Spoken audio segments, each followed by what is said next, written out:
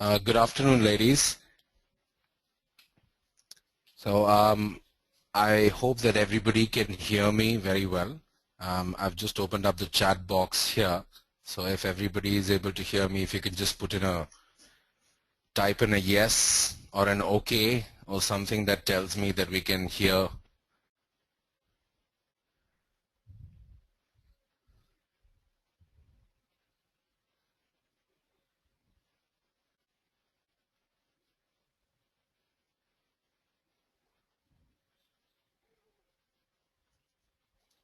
Great, so I believe that most of us are able to hear me very well. So good afternoon, everyone. My name, as Tracy already said, is Abhay Kaul, and I work with Dale Carnegie Training.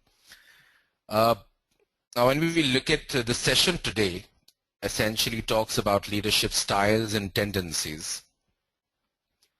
And it's not really just about a particular set or a particular type of leader, because styles and tendencies, usually the word, if you look at it, a style is something that is ever evolving.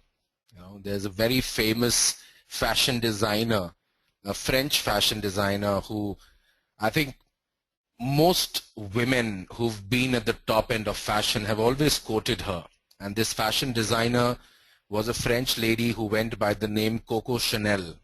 And the name is on a very famous perfume that ladies enjoy wearing a lot, which is Chanel No. 5. And Coco Chanel once said that style is temporary, but class is permanent. So when we look at leadership styles and tendencies, what we will be talking about today in our interaction is really to look at what are some of the aspects of different leadership styles that we have. Also to look at styles and tendencies that others who work with us may have, and to understand which leadership style do we tend to move to, and therefore it's called tendency. It is not a rigid form, as we would agree in different roles in our lives at the workplace or even back at the home. The way we manage things tends to change, whether it would be through a change of role, whether it would be through a change of organization or profile. It could also be within family in change of role of who we are within a family group. So these generally are ways in which we evolve and we manage and lead differently. So the idea is to look at some of these styles and to be able to assess ourselves and the others that we work with on where we are, who are the other people, what kind of style and tendency would they adopt, and what are some of the things we must keep in mind in a general way to take care of their tendencies and their styles so that the working relationship can improve. And what really motivates them is understood by us. So to look at this session today, what are some of the objectives that we want to look at is to, as we said, for all of us to identify what is our style and to look at what are these styles in general. And then, since these webinars have been created to help us get certain insights which can help us work better and work more effectively in our areas of work, to use these styles and their understanding to work better with other people and to get an understanding of what the other person's leadership style is.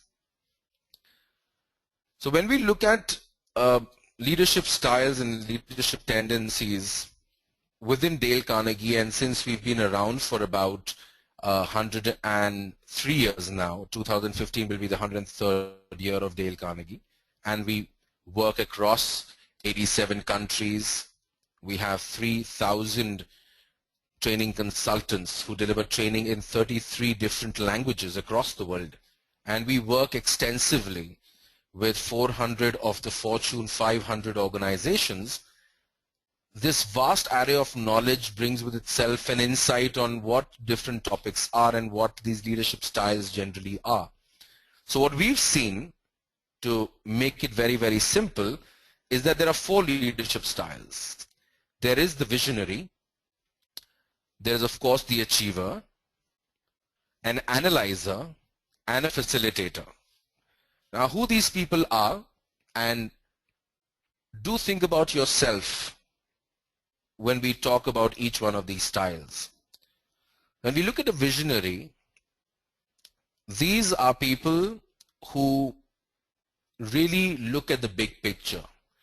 For them, it's about thinking from where other people have stopped thinking. So if we in our mind were to say, okay, these are 10 points that we must talk about in this year's strategy meeting, they will start thinking at 11 and go on till 20.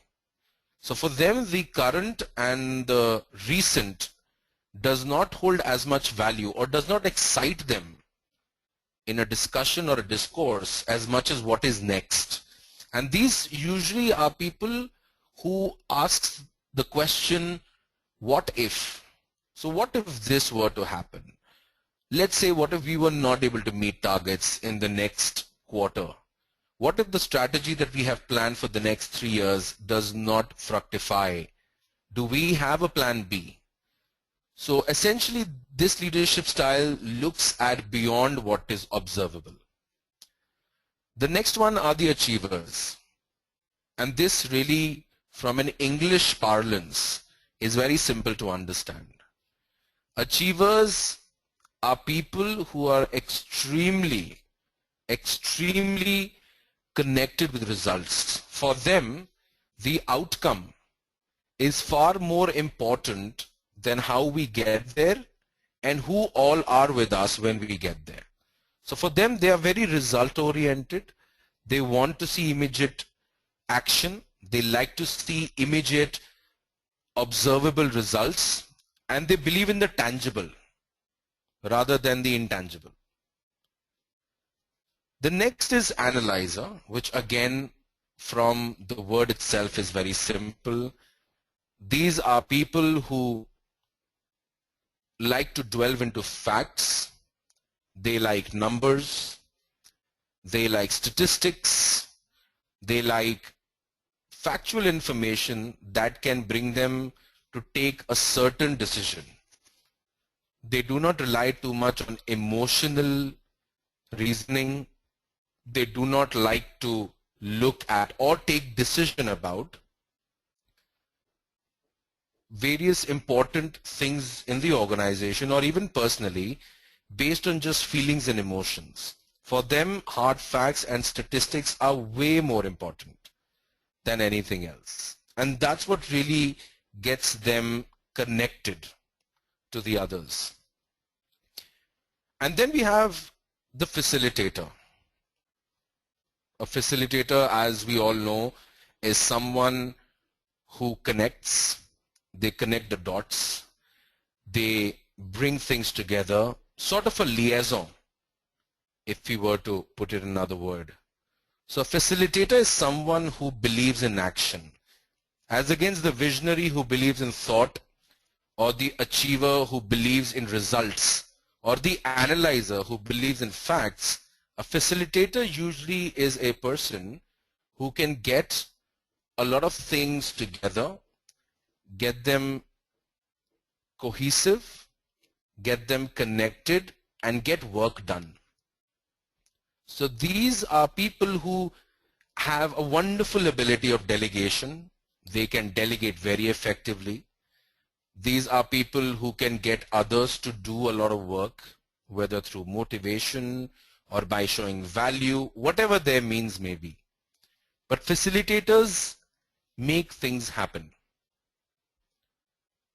Now for a moment, we would request everybody who's listening on this to think about ourselves. Are we a visionary? Are we an achiever? Are we an analyzer, or are we a facilitator? Which means, are we thinking only of big pictures? Are we someone who's extremely goal and result oriented? Are we somebody who's very comfortable with numbers, facts, figures, and take decisions based on those hard statistics?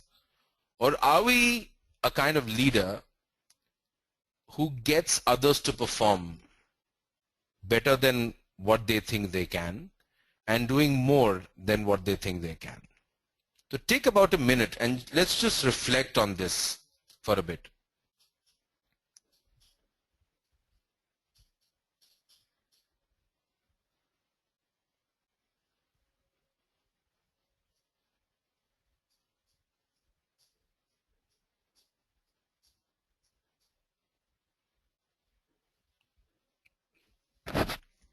And we would encourage everyone to also, if at any point in time there are any questions, please fill it up in the chat box. Do bring out any ideas, any thoughts, any viewpoints that you would like to discuss. Please bring those out in the chat box, and please do ask questions so that we can interact more freely.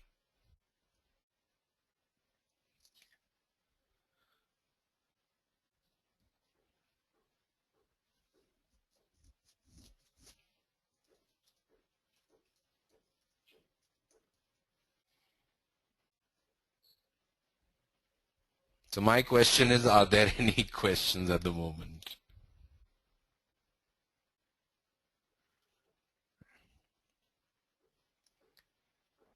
All right, so moving ahead, I'm sure we'll get questions in the meanwhile. Let's break down each one of these tendencies a bit and understand, when we look at each kind of a person, what are some of the things that help them feel comfortable at the workplace and in the interactions we have with them? And what are some of the things we may want to avoid with each of these tendencies? And while we are doing that, we would request everybody who can listen on this is to think, as we are reading through some of these qualities, try and relate to somebody back at the workplace. So if you're talking about a visionary, and we'll talk about in the zone and out of the zone qualities of a visionary, as we are reading through some of those qualities, try and envision a person back at the workplace who could probably either be a reporting supervisor, or it could be a team member, or it could be a peer as well. So anyone who we work with. And in case we are in a role or a profile at the organization where relationship management outside of the workplace is important. For example, if we are in a role where vendor management is a key role we play, or we are in a role which is consulting in nature, where we interact with somebody at a client location a lot of times, we can even look across the board and see some of those people and imagine them as we talk about each one of these tendencies. So visionaries, who are these people? What are some of the things that really motivate them? What are some of the areas and behaviors they feel most comfortable in? And what are some of those things that really ignite them? So the first thing, because this visionary has an idea and this visionary has a plan that is bigger than what everybody is thinking, and because they can think where everybody else stops thinking, and they see that big picture, and they know the result can be more than what everybody is contemplating at the moment, they usually come with a high amount of energy. And this energy comes from being the only person probably in the group who can see that image of something big, of knowing that something big can come out of a plan, of a product, of an idea, of anything. So they usually are people who are high on energy, and we can notice this in everything that they do, whether they interact, how they participate in meetings, how they are during brainstorming sessions. We will always see them being very, very interactive, highly involved, and asking questions that are very different and at a level which is slightly higher than what everybody is asking. So their questions usually make us ponder a bit and think a bit before responding. And they may even offer us an insight that we haven't thought of ourselves. For instance, while discussing a plan, a visionary may be a person who comes up and says, well, this all sounds really nice, and if this works, then it's great. But how many of us have thought of a situation where if this does not work, what plan B do we have? How many of us in the room have thought of a plan B or a contingency measure? And are we just banking on the fact that what we have written down here is going to work no matter what? So that brings that energy into them, which allows them to be a visionary. The next thing, of course, as we said, they have a lot of ideas. They are very quickly able to connect experiences to those ideas, which means if they have had an experience of a certain kind of situation or a certain event, they can very quickly tie that back to their own vision. For example, a visionary may just look at the changing scenario of business and see how business or products or services are changing in their industry, and can already contemplate 4 or 5 years down the line how that product or service would finally look. And these are people who really can envision a situation which others find very tough to bring about. They are very open in sharing opinions, and this comes from the inherent quality that they know something others don't. So they want to share those opinions, and they want others to come up to their level of thinking and their speed of thought. And therefore they allow themselves that leverage of sharing their own opinions. They're also trusted and respected. Trusted, one, because they share the openness and they don't hold anything back. So we normally wouldn't find a visionary to be a kind of a person who does everything but doesn't tell anybody, or is afraid of the fact that if I today tell the idea in this group and somebody else gets to execute it before me, then that threatens my position in an organization. They are very firm and they believe in themselves, and they know very honestly that what they are thinking only they can think, and they are aware of that fact, and therefore they allow themselves to be open about things. They are also respected for the same fact that because they can think and ask a question that nobody else has asked, or ask a question that nobody else has thought of, they are respected in a peer group and their points are listened to. And as we said, for them it's all about the big picture. They couldn't be less bothered about detailing. They couldn't be less bothered about the exact steps of how to get there. They couldn't be less bothered about absolute minute intricacies of a plan. They just know that they need to be there. They just know that that is something that is possible and can be done. How it can be done, they don't really want to be bothered with that.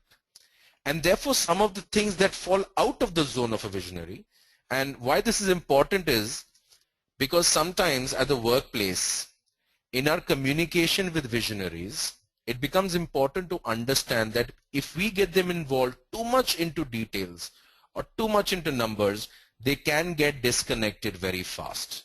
They may lose interest in the plan very fast. So for them, some of the out of the zone qualities are detailing and statistics and making things very minute. They don't like to get, it's a general tendency with them. And why I'm emphasizing on this word tendency is that in some situations they may get into formalization of plans, being a part of the planning team, they may. But that may be a function of the role they are in.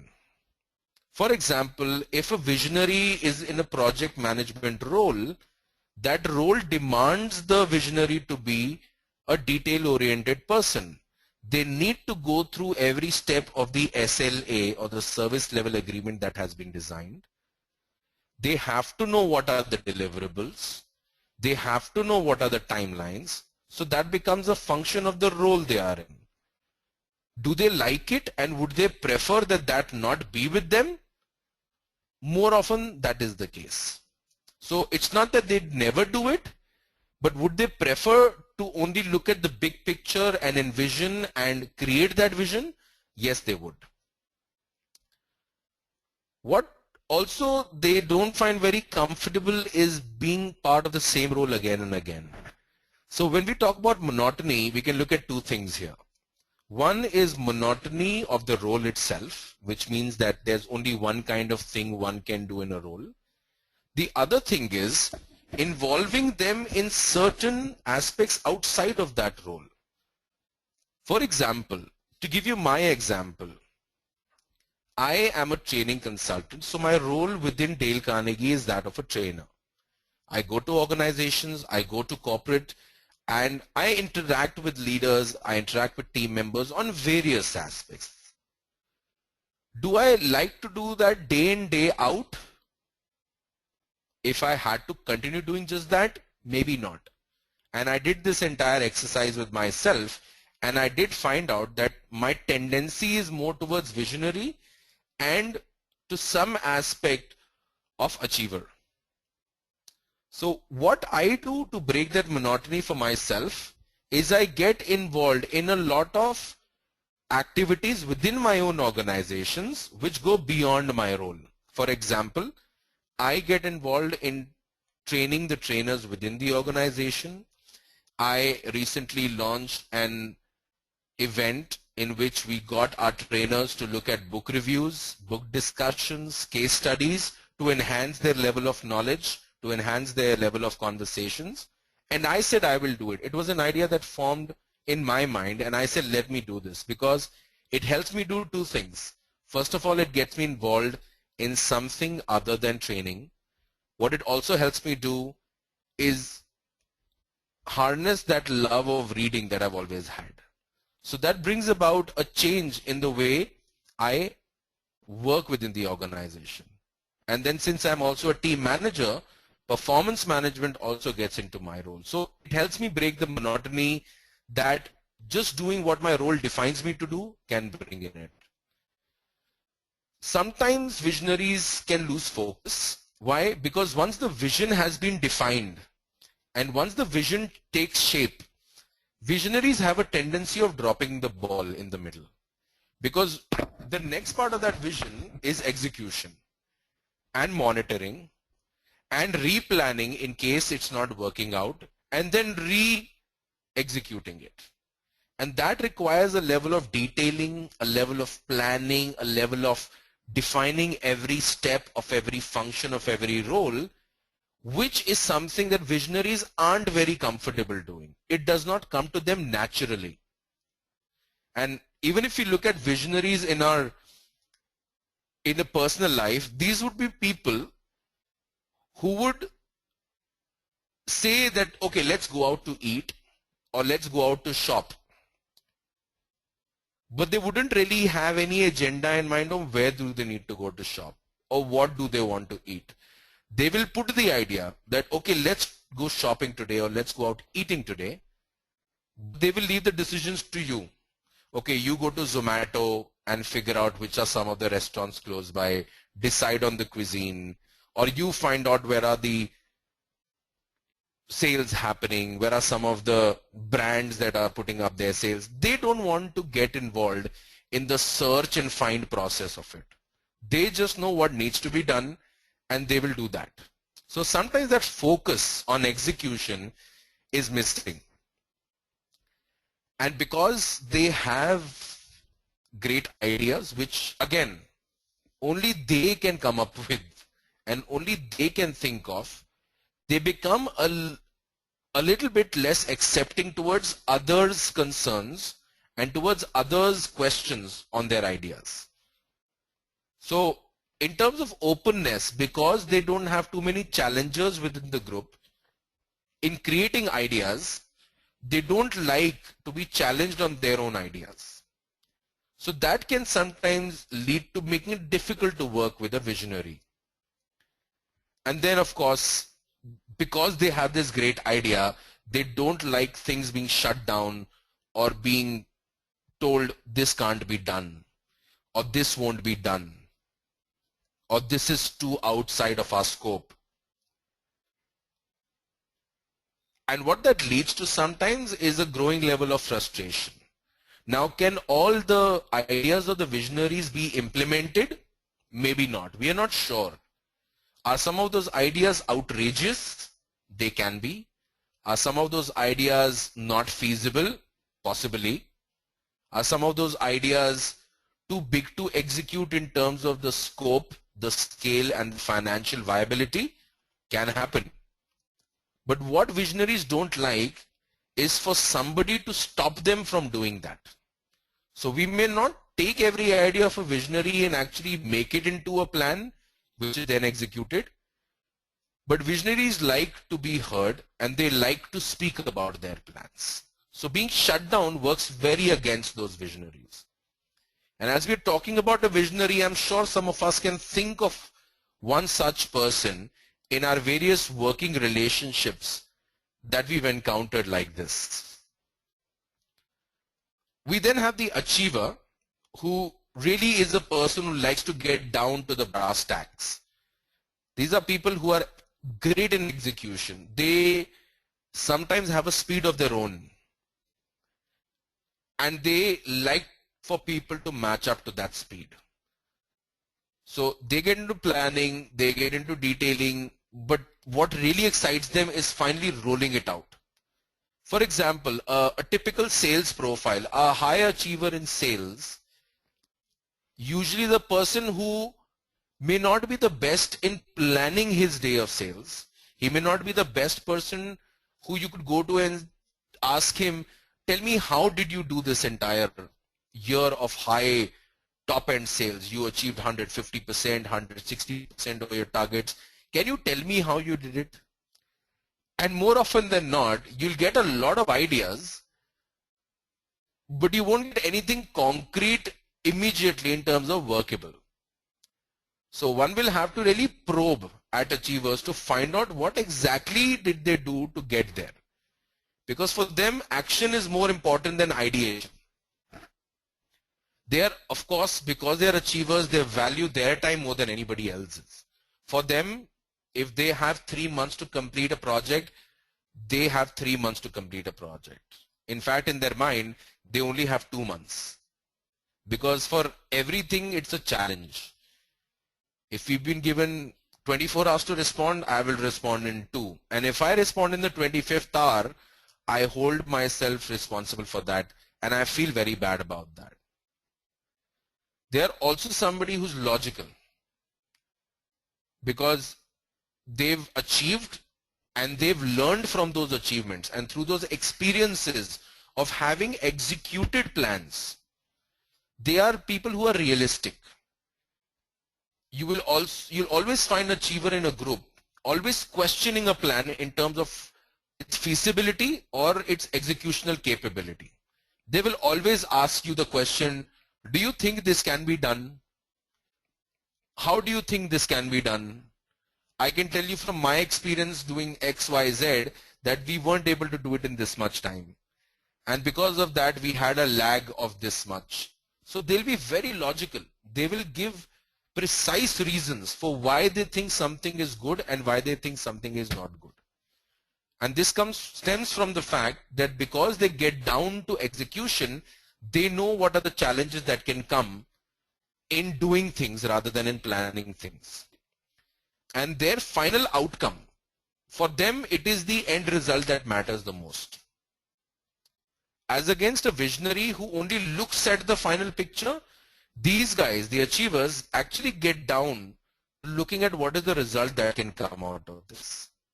And because of obvious reasons, since they are achievers, they are people who in their company would be someone who has done very, very well. They do maintain a level of professional conduct because they also do not want to step out of the immediate norms rules and regulations of where they work. So they're very, very professional in their conduct, and that comes from that sense of high achievement. Now, of course, since they've been in the zone, there are some things that can either irk them or can be very irksome about them. Because they are so intent on action, and as we said earlier, they are people who have their own sense of speed. And therefore, they don't like when somebody does not match up to that speed. They have very low sense of understanding when somebody wastes their time. Because since they are so valuable about their time, or they take it so valuably, wasting their time becomes a very big challenge for others. And they want people to get up to the level where they are. So sometimes achievers are blamed for cloning others in their team just like them. So for them, the big challenge is that they need to let go of the fact that you can't create more people like yourselves in your team because they aren't you. So they push to make sure everybody rises to their high expectations, to their high levels of execution, to their levels of making things happen, which may not always be the case because ideal teams are a myth. They don't like straying off the point because it directly connects to wasting time. They also, since they are so work oriented, since they are so focused on getting the work done, even getting too personal with them, or for them to get too personal with somebody else, is a challenge. And sometimes they can face this challenge in terms of employee engagement at the workplace. Because with a research that we did this year, looking at the Indian industries and looking at the employee engagement research that we've done, we found out that there are 3 major emotional reasons why people stay back at a workplace, whichever workplace they may be. Whether we look at a company like a Tata in India, you look at a Google in the US, or an SAP in Germany, there are some reasons which are common to all of them. One is belief in the senior leadership, which means I believe in my top management and I know that they know what they are doing and they are guiding us right. So they are aware of the vision. They're very clear in their path. Second, I admire the work that I do. I have a lot of pride in my job, which means I know that what I do helps people's lives improve. It helps the mankind. It helps do something which is very, very important. But the third and the largest one is the relationship with the immediate supervisor. How good or bad my relationship is with my boss. And achievers, because they are so work oriented, because they are so focused on the result and the action, sometimes they forget that the person doing that action is a person in itself. And here is where the disconnect can sometimes happen. For them, a conversation can get too personal and they will completely disconnect with it. Whereas sometimes as leaders, it's very important to have personal conversations with our team members, even with our peers, because that's what really connects to areas over and above the workplace. They're also very iffy and very, very irritated with vagueness. For them, if you're making a comment, for example, if you say that this can't be done, they don't really take that very well. For them, this can't be done is a very, very mediocre statement. Why this can't be done? What is the basis of the fact that you're saying this can't be done? Can you substantiate your claim with evidence on why it can't be done?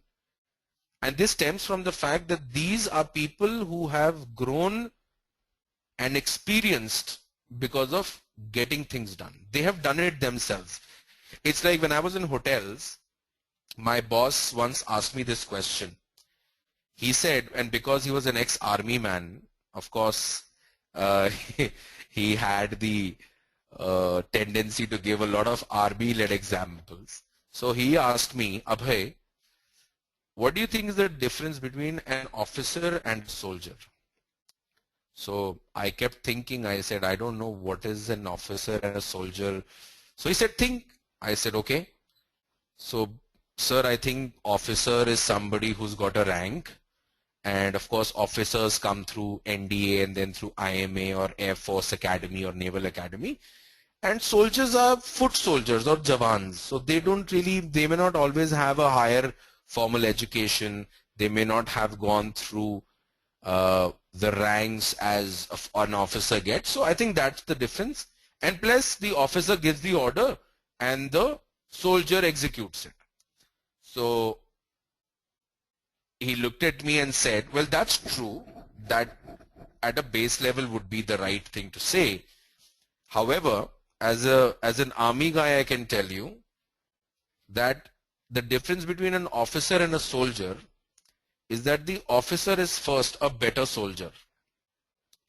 And the idea he was trying to give me is that when you step into the workplace and you start doing your work, if you want to command the respect of your team members, you have to be better than the best person in your team.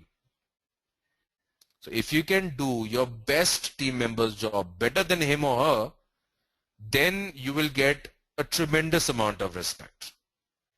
And because achievers tend to do that, because achievers sometimes are people who are promoted because they are the highest achievers in their group, they have executed tasks of their team members better than their team members in the past. They don't like vagueness in responses, vagueness in discontent, vagueness in debate, or vagueness in conflict. They don't mind conflict, but they want conflict that is logical and has some evidential proof. And since they are not good with vagueness, speculation doesn't really sit well with them. Nothing for an achiever is can happen, could happen, may happen, possibility, perhaps, no. For them, if it is a fact, it has to be based on solid ground. Speculation never works with them. For example, they are the kind of people, if you go to them with your plan for the coming year in terms of how you're going to achieve your numbers and all, they will never like a statement like, I think it's going to be a great year. The first question that will come from there, Acha, why do you think so? You could say, sir, I think I'll be able to achieve this and I'm very, very confident that we'll do it. The reply that will come from there, okay, show me how. So you'll say, I'll do this, I'll do this, I'll do this. Okay, can you tell me how you would do it if today you had to prepare it? Can you tell me how you would be mapping out the steps? So for them, they are the kind of people who don't like to be fooled and who don't like to be told that it can do it and this will be done in some near foreseeable future. They are all about right now, right here at this moment. So speculation doesn't sit very well with them. The facilitator is an interesting creature. They, unlike the other two, the achiever and the visionary, a facilitator has patience. Why? Because they are people who delegate very well and they are people who can get work done from others. So more than anybody in this entire group of tendencies, facilitators are people who understand that you can't always demand somebody to do something. You can coerce them, no problem. You can arm twist them by authority, no problem. But what would get that person to do the job even better than what you expect that person to do is motivation. So find out what that person values in life and connect the value of the job to that value and show them that value.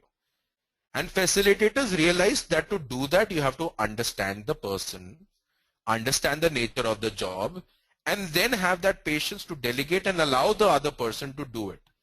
So these people are people who are a lot more patient and a lot more accepting when it comes to getting work done from others.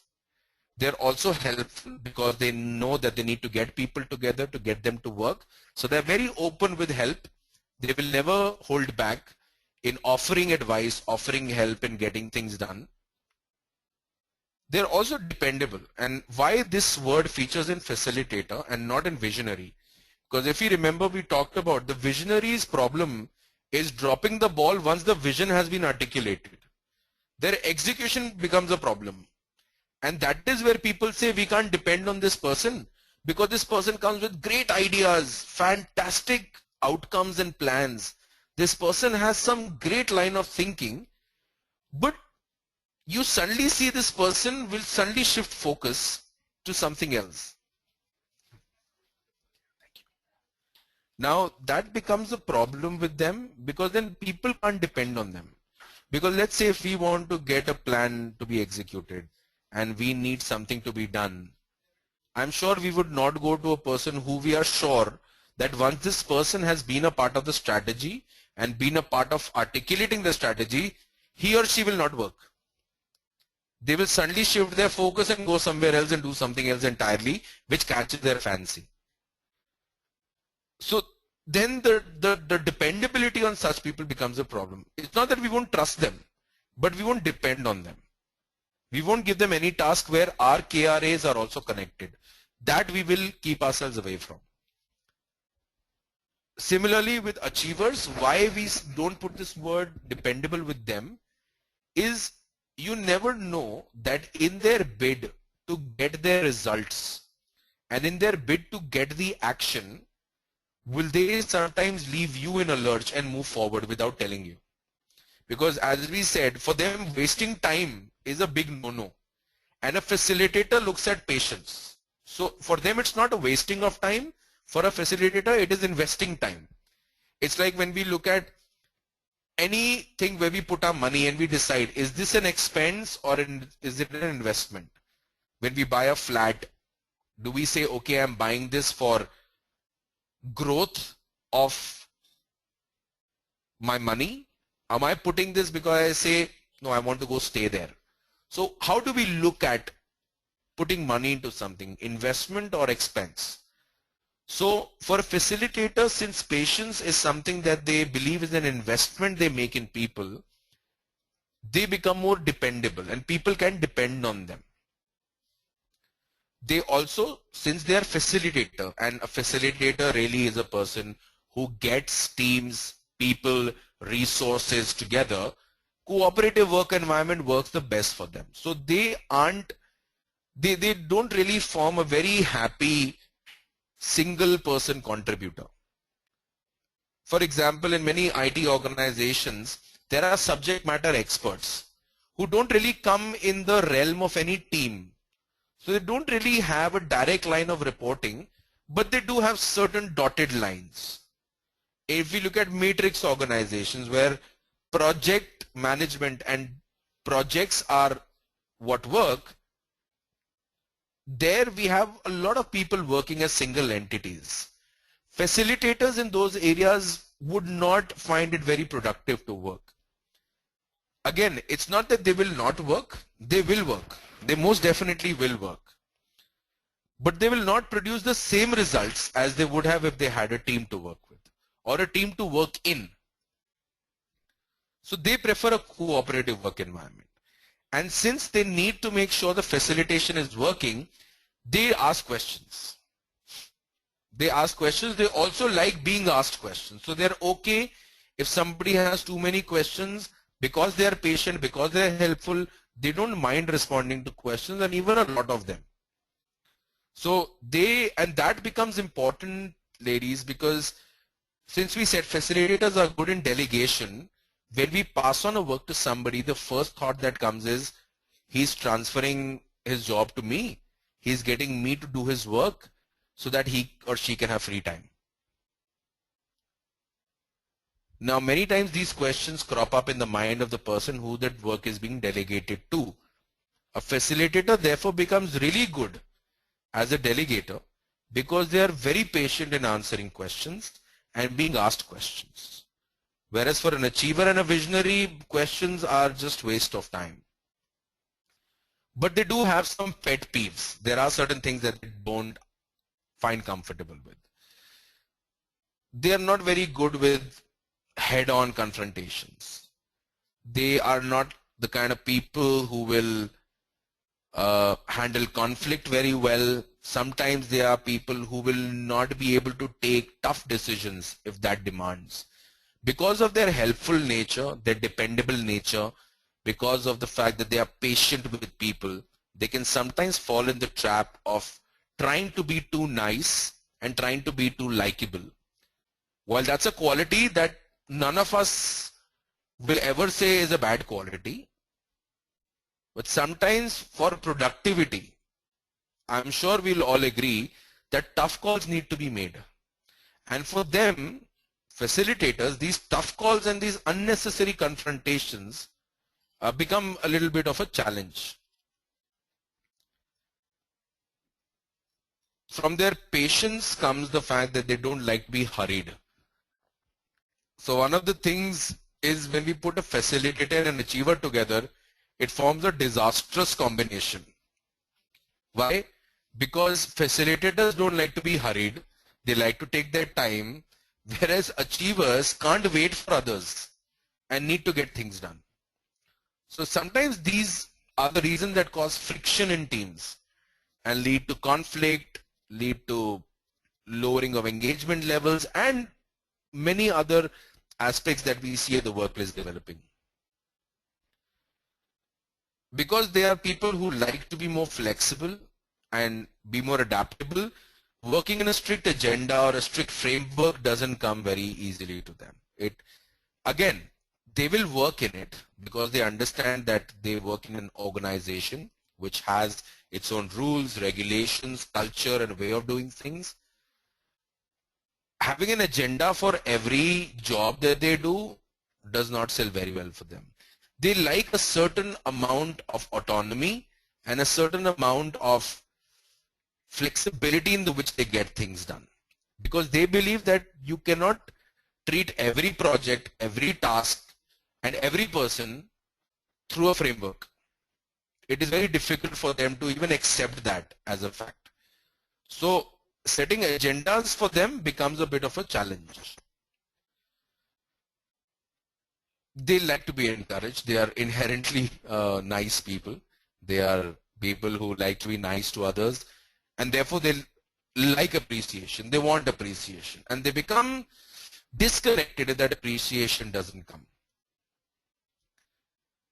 And because they are so connected and because they think so much all the time about the workplace, they don't like people who are disloyal, or they don't like disloyalty. Facilitators usually will be the kind of people who will stay in an organization for a long time if given the right opportunities. We will never find a facilitator who is somebody who's cribbing about things all the time. They won't always take excuses in their non-performance by blaming it on organization or people. And they usually are people who will take responsibility themselves, build accountability on themselves, and take that up. Now, I'm sure when we look at this analyzer, everybody's thinking, okay, this is somebody in finance, or this is somebody in accounting, or this role is like a CFO role, analyzer. While that is a general notion, while that is something that people do come with, that's not always the case. An analyzer can be an analyzer anywhere. There are management consultants who talk about logistics and supply chain management and advise companies who are also analytical. There are people who work in IT and ITES, who work in solutioning, who are also analyzers. So it's not just a process of finance and numbers in the fact that they are financials or accountants, but generally people who are very detailed. So they are logical in their decision making. For them, again, as achievers that we had seen earlier, just like achievers, analyzers like logic. So for them, everything has to have a reason to it.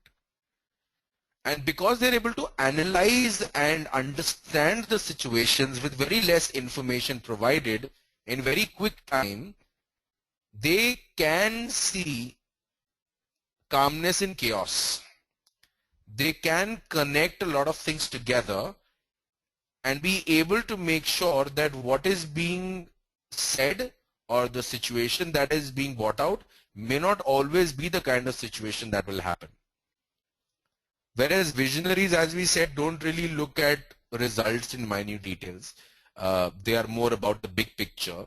And achievers tend to move very fast and react very quickly to situations. These two tendencies can sometimes get very chaotic and very haphazard. And people who are facilitators can also lose it because chaos doesn't sit very well with them. But analyzers are very calm.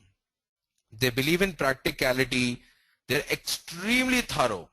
Extremely thorough. For them, if you get an analyzer, for example, to make an SOP or maybe a new policy or devise a new plan of execution, they will be so happy that you will find them working extra. Because anything that requires detailing, going down to the root of things, getting down to the final point where things come from, these analyzers are extremely happy, and it comes very naturally to them, extremely naturally to them, to be able to do that. And for them, opinions don't count unless they are data backed.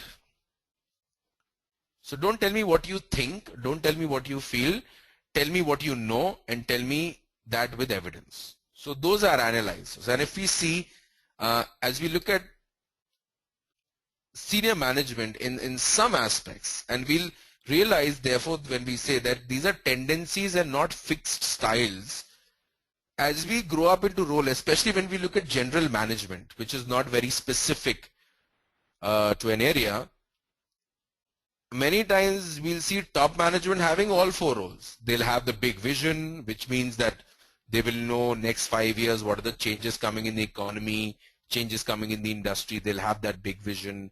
They will also be people who are achievers, because that's how they got there. They achieve fast, they achieve quick, they were able to move faster. And there are also people who are very, very likable, like facilitators. So they will get things done, they will bring sources together, they will source people from different places, they will get the right kind of resources moving. So they are that as well. But they are also analyzers, because they don't just go on hearsay. They will not just go on the feelings of others, because their decisions affect many. They will also analyze it in depth. So analyzers are really people who want logic, but they are not as quick to respond to that logic as achievers are. Analyzers take a bit of their own time to assess the logic, to analyze that logic, and to be able to create their own inference out of that logic. So they like a little bit of time.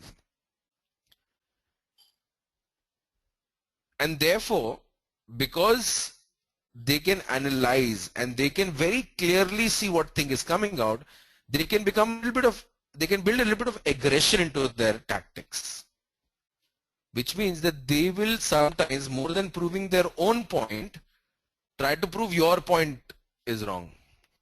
So for them, sometimes it is more important that that person's point be proved wrong than my point being proved as the better one. Where they can get careless with is they can dwell too much on a certain point, which may not require that kind of thought or that level of thought or that time investment. So they get a little careless with that execution part, because they spend a little more than what is required in terms of time on a certain area.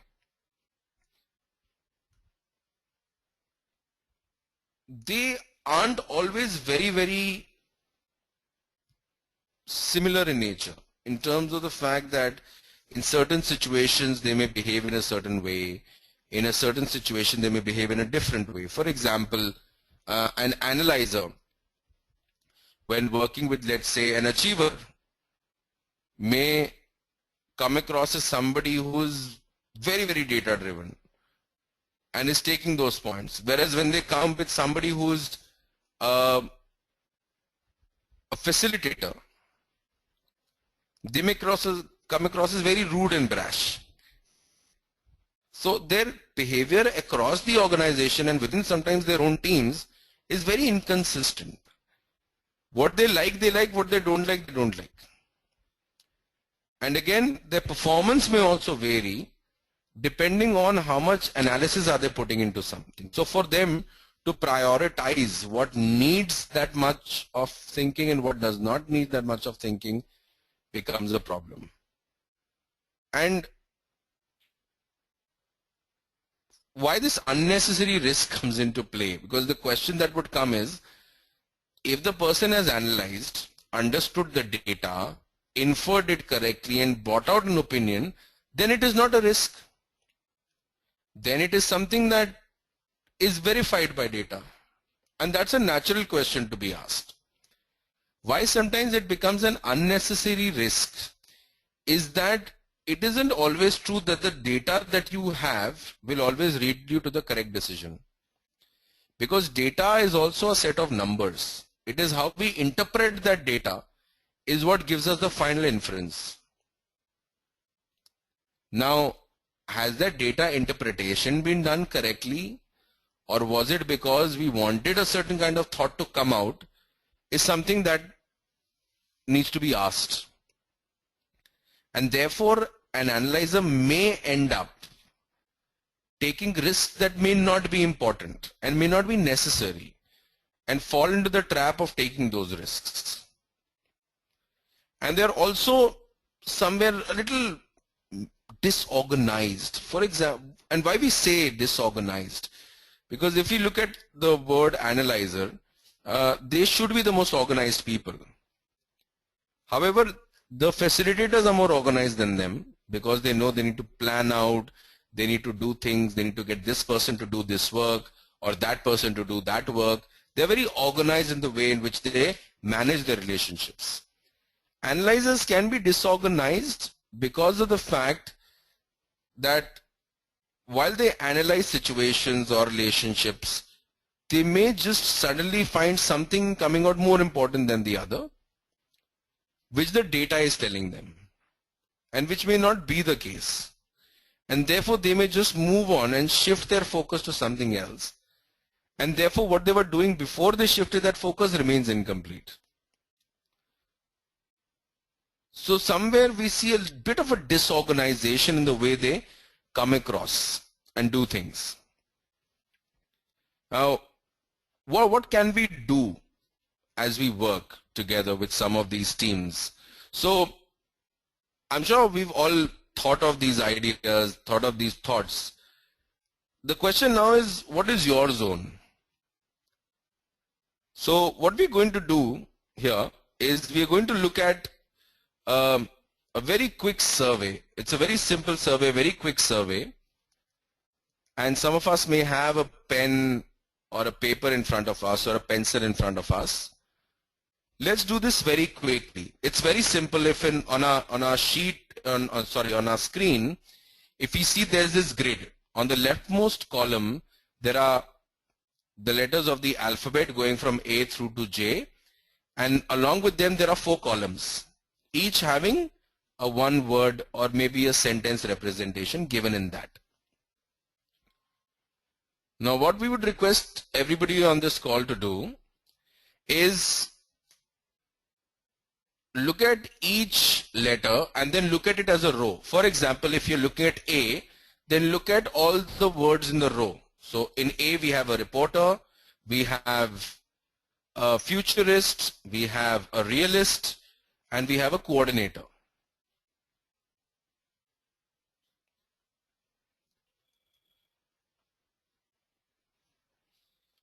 And then we have B, which have people oriented, detail focused, values focused, so on and so forth.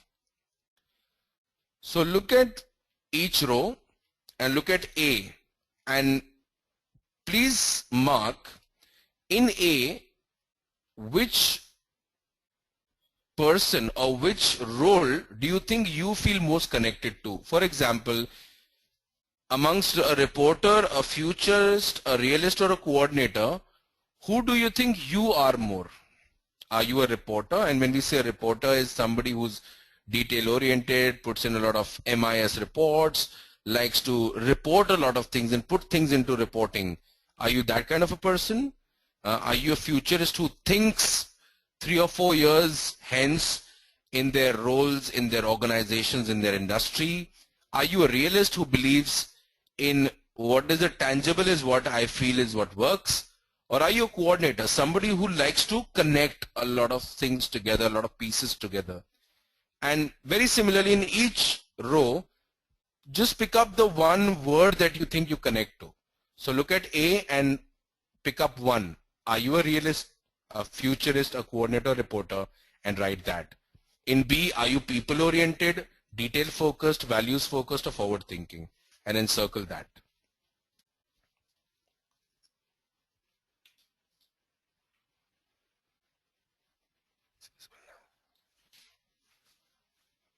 Just wanted to check if the screen, my laptop screen is visible to everybody.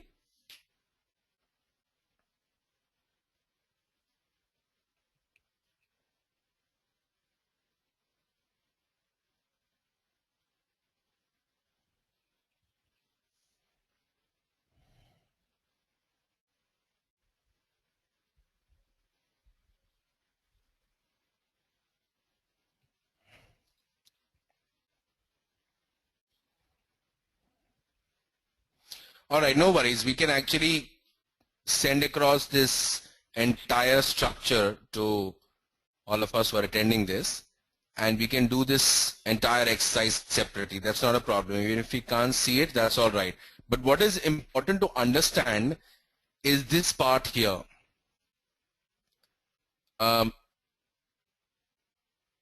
we look at who we are, and then I'm sure as we were discussing about some of the other people that we work with in terms of our teams, or in terms of our reporting supervisor, or in terms of external relationships, we have been able to put somebody in each one of those roles. And I'm sure we've also looked at ourselves and seen what is the role that we are in. What kind of role do we see ourselves in? Are we ourselves visionaries or achievers, facilitators or analyzers? And we would have done that. Now, the idea is, one is to look at who you are, and more important is to look at who you work with and what do we need to do to work with them. So this grid, this entire grid really is talking about the kind of person that you are and what you must do or try to do in order to work with the other styles and tendencies of leadership. For example, if you look at the top left corner and we look at two visionaries working together, this will be a very tricky situation where a lot of ideas are shared, but not a lot of things get done. So if you find yourself in a group where you and the other person is chatting and talking about ideas and big plans and things like that, but nothing is getting written down, documented or broken down, realize that you are in a group where there are too many visionaries who are talking, and all of this will remain in paper. This will not see the light of day. In order to see the light of day, you will definitely need somewhere an achiever who will do it, of course an analyzer who will understand the data and see how it will be worked out, and finally a facilitator who will get all that is required to get that vision into actual fruition. Very similarly, if you look at the bottom left part, if you are an analyzer and you are working with an analyzer, the one thing that you will need to do is that since you are two of the same type, you will need to be able to look over and above the analysis of numbers and also look at the people who are doing those numbers. So try not to be too brash or in the face with people, because that may sometimes take away the essence for the other three styles of leadership. For visionaries,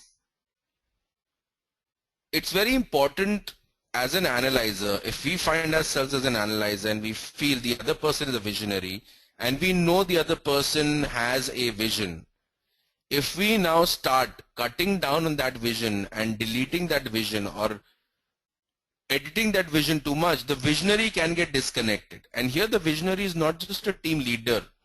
A visionary can also be a team member. A visionary can also be a client. So for a visionary, it becomes very important as an analyzer is to show that what we are saying and what they are thinking is the same thing. So somewhere the link between our plans and their vision has to be drawn.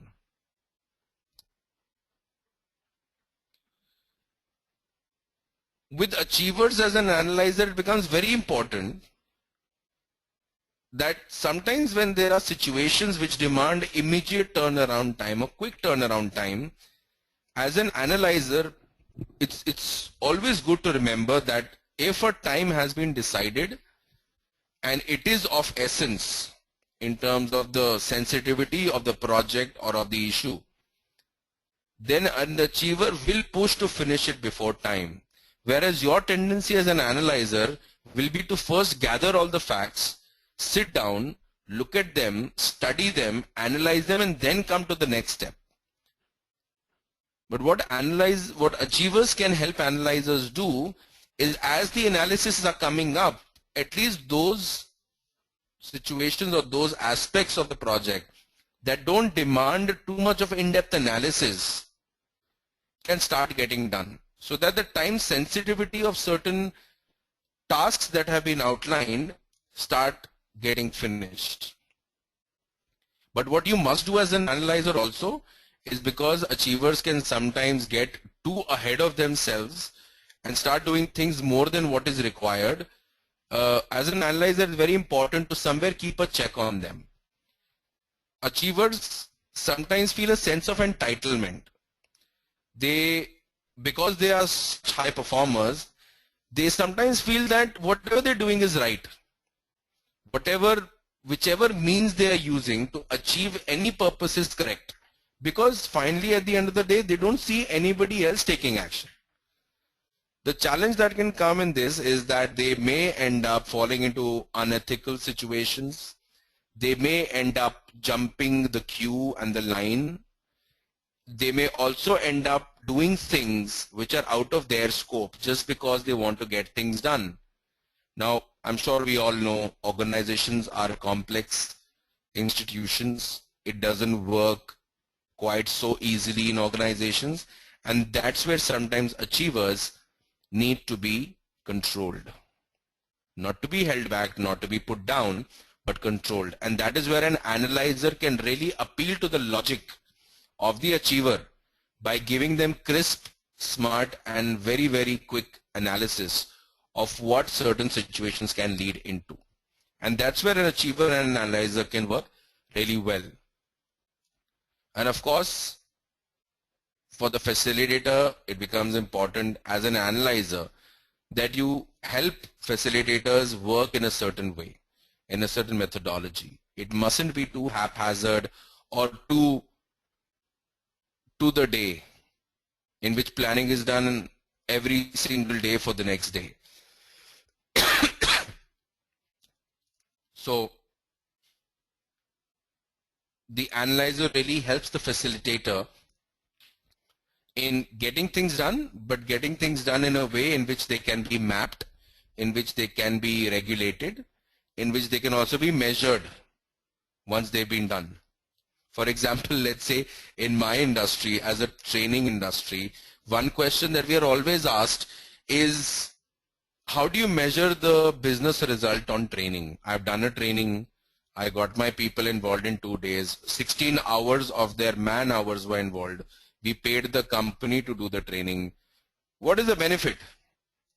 And they now go to an L&D person and say, okay, tell me the benefit, tell me what have they done, how will I measure this? So for a facilitator, who in this case could be the learning and development professional in an organization, they have to be told that there is a process to measure it. There's a process to arrive to the final conclusion. Whether it's qualitative or quantitative will depend on the intervention that we've got into. But they need to follow that process, because facilitators sometimes can get very in the moment about things and start doing things as and when they come, which may not always be the best way to map it back and to be able to measure it after it's done. So as we look at this entire situation and we look at this, the way all these 4 styles and tendencies have come through, and as we go back to our own workplaces, into our own roles, what will be critical is to do 3 things. First of all is to sit down with team members or peers or even the boss or a client and build up conversations. With those that we've worked with, it may not be that important to start conversations at a basic level, but with some of those who are new or some relationships that have just evolved, it may merit in having a conversation. Understand through smart questioning in those conversations what kind of tendencies the person's showing. And then, having understood that tendency, one of the things we may not be able to do all the time is change the person's profile or role. That may be a bit difficult, especially right now when appraisals are getting done, performance reviews are coming towards an end, and the next year planning would essentially at this time in Feb already being done, so that come March and the budget gets released, we are ready to roll it out on the first week or 1st of April. So changing a role or profile may not be that easy to do. At the same time, the way we manage that person in that role and that profile is something we can look at. So the idea here is to just look at what it is that the person wants to do, how they want to do it, what are some of the things they feel comfortable in, and what are some of the things that may throw them off their track. And then try and mold and adapt our way of dealing with that style and tendency a little bit better. Because honestly, the only real person that we have an influence on is mostly ourselves. So as we go back, let's work on some of these styles and tendencies, understand our own, and then work with the others within our teams or in our other working relationships, and see how these can actually help impact business relationships and productivity at the workplace. At this point in time, are there any questions anybody would like to ask?